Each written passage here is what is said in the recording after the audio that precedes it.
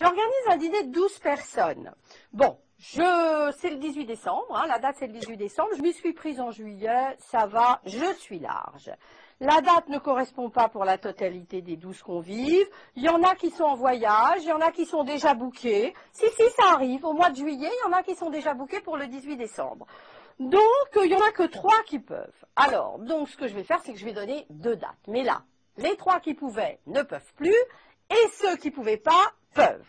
Donc, dans un élan d'extrême générosité, je vais donner 3 dates. Et là, tout le monde peut, c'est le miracle total, sauf qu'on s'est planté et que c'est nous qui ne pouvons plus.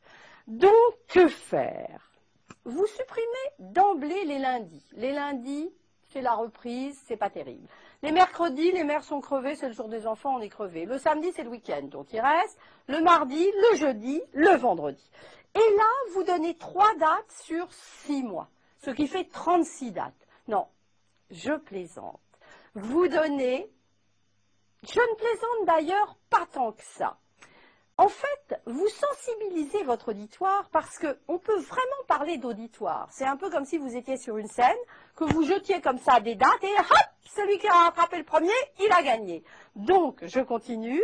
Vous sensibilisez donc votre public en donnant 3 dates, sur 2 semaines. Ce qui fait 6 dates. On va finir par y arriver.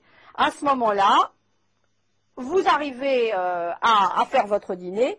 Sauf que le big problème, c'est quand une semaine avant, il y a 2 convives qui se désistent. Ils ne peuvent plus. À ce moment-là, vous vous dites, oh, bon, je vais peut-être inviter Muriel, tiens, la célibataire de passage. En plus, les célibataires, ils sont toujours contents quand ils sont invités à dîner. Même s'il n'y a que des couples, ils sont quand même contents. Donc, vous l'invitez et la veille, il y a vos 2 amis qui vous appellent en vous disant que finalement, ils peuvent. Donc, vous avez bien calculé, on se retrouve à 13 à table. Alors, que faire? Eh bien, je vais vous le dire. À ce moment-là, bien entendu, la logique impose que vous allez inviter 2 convives supplémentaires la veille. Donc, ils font un peu la tête parce qu'être invité la veille, c'est pas terrible, mais ils viennent quand même. Et de toute façon, s'ils sont pas contents, on les mettra en tête à tête sur la table de bridge. Il n'y a pas de problème. Et puis, je vais vous dire une chose. Si on se retrouve à 4, eh ben, on ira au resto.